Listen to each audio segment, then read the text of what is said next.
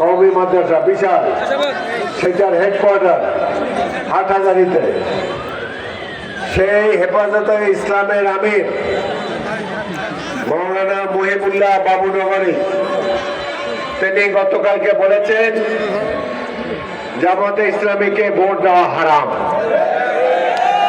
এরা মুসলমান না, ধর্মের নামে ব্যবসা করে। এই কথা কেউ বিশ্বাস করবে যে তারা বেহেশতে টিকিট বিক্রি করতেছে, ফুলকপিতে ভোট দিলেই বেহেশতে যাওয়া যাবে?